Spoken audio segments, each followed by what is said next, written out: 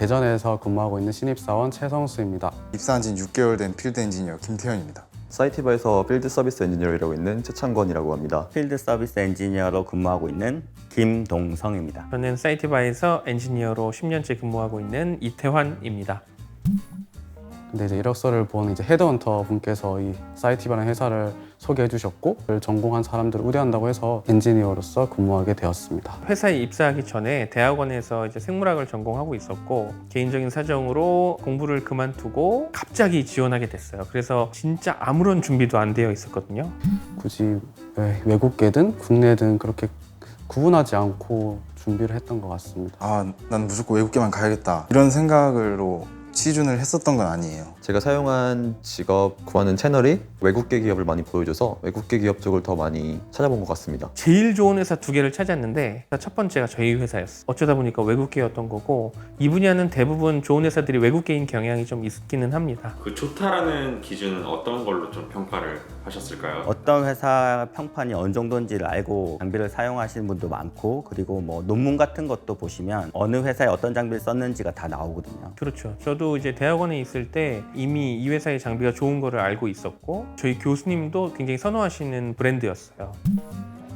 지피지기면 백전백승이라는 말 있지 않습니까? 자기 자신에 대해서 잘 파악하고 있다는 게 가장 중요하다고 생각을 합니다. 없을 텐데. 네. 저는 없었습니다.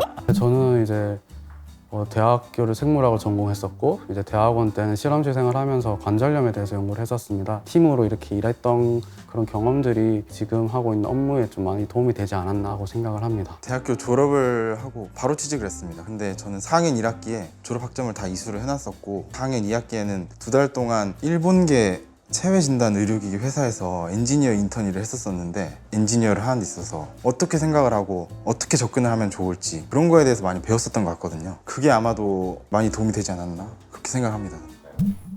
저 같은 경우는 처음 엔지니어라고 했을 때 단순히 어떤 수리 기사를 의미하는 거라고 생각을 했었는데 생각보다 전문적인 영역이라는 생각이 들어요. 엔지니어는 판매한 장비를 고객사에 설치하는 순간부터 수명이 다해서 폐기하게 되는 순간까지 그 장비가 정상적으로 구동될 수 있도록 하는 모든 업무를 다 수행합니다. 그 업무에는 설치, 수리, 유지보수 작업들, 그 장비의 성능이 정상이라는 걸 증명하는 성능에 대한 점검 작업이 또 필요해요. 그런 작업들을 매년 계속해서 반복해 나갑니다. 어떻게 보면 회사의 최전선에 있는 회사의 얼굴이라고 볼 수 있을 것 같아요.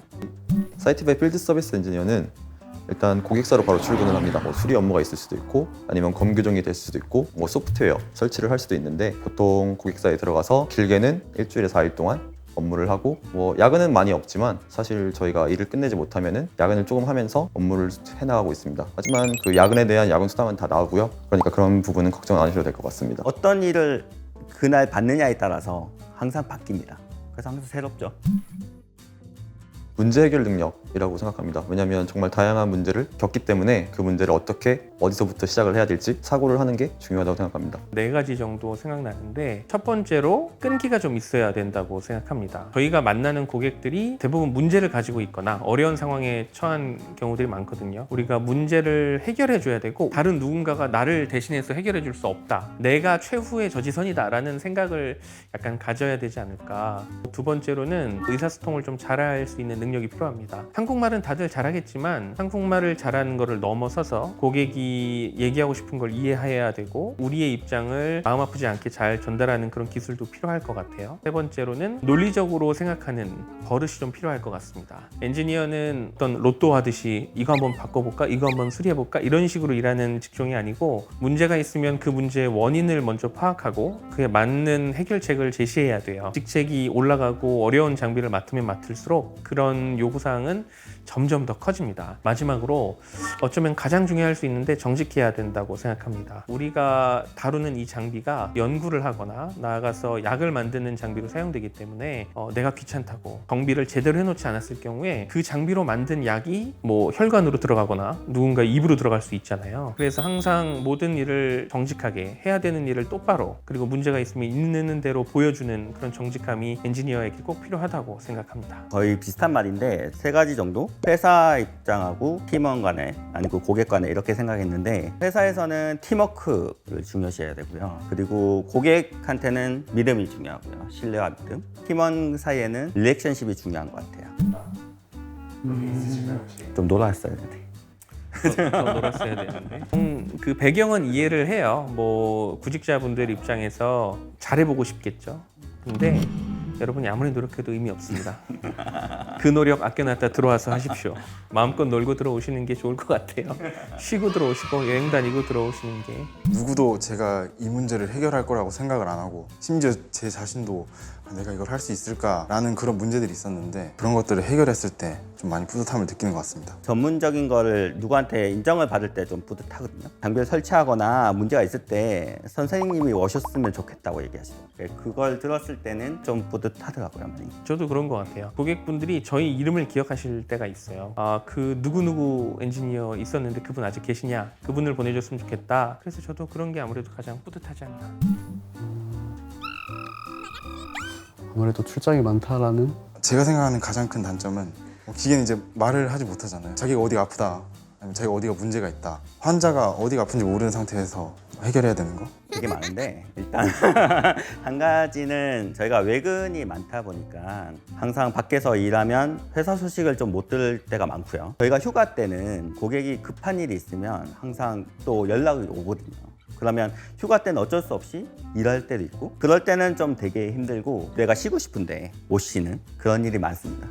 일단은 첫 번째로 능력 있는 팀이라는 거. 안에 있는 구성원 한 사람 한 사람들이 다른 나라 어디 엔지니어들과 비교해봐도 다들 개개인의 역량이 있고 능력이 있는 인정받은 엔지니어들이에요. 잘하는 사람이 있으면 그 밑에 들어와서 그 사람한테 배우는 사람들도 잘하게 될 확률이 높지 않겠어요? 그래서 전반적인 수준이 좀 높은 팀이라고 생각이 되고 팀원들끼리 스스럼없이 장난치고 웃을 수 있는 그런 좀 편한 분위기라는 것도 장점인 것 같아요. 팀의 장점은 같이 일하는 사람이 좋습니다.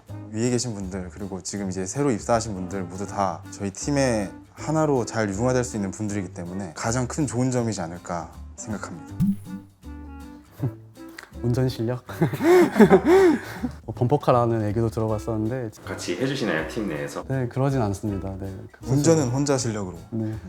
저희 업무가 이제 스케줄에 따른 업무다 보니까 시간 관리하는 능력을 더 많이 배운 것 같습니다. 지금 엔지니어 일을 하면서는 예상하지 못했던 일이 발생했을 때 어떻게 하면은 잘 수월하게 대처를 할 수 있는가 그런 능력이 가장 많이 향상된 것 같습니다. 저는 눈치가 늘은 게 아니라 없던 게 생긴 거는 하나 기억이 나는데 엔지니어로서 뭔가 결정을 해야 될 순간이 옵니다. 예를 들어서 이게 정상이에요 아니에요 당신이 말하고 당신이 책임지세요 하는 순간이 생겨요. 그럴 때 이제 자신에 대한 확신이 없으면 사실 쉽사리 결정하기는 그렇게 쉽지 않거든요. 어려운 결정도 할 수 있는 능력을 배워가고 있는 중이 아닌가 싶습니다. 엔지니어로서 가장 듣기 좋은 말은 전문가가 됐다는 말이 가장 좋은 말인 것 같습니다. 그래서 이 분야에서 제가 다루는 장비에 대한 전문가가 될 수 있으면 제가 이루고 싶은 꿈이라고 할 것 같습니다. 장비에 대한 스펙트럼을 넓혀서 많은 연구나 의약품에 좀 더 기여할 수 있으면 좋지 않을까라고 생각을 합니다. 내가 100을 배웠으면 120을 못하더라도 100이라도 하자. 이게 가장 크고 좀 현실적인 목표입니다. 옛날에 얘기하셨던 건데 사장이 되고 싶다고 그러셨거든요. 맞아요. 맞죠? 철없을 때 직장 생활을 하면 사장까지는 해봐야 되지 않을까. 바지 사장이라도 어떤 일이든 전문가가 됐으면 좋겠어요. 저는 일단 그거부터 되고 나서 직책은 나중에 생각해볼게요.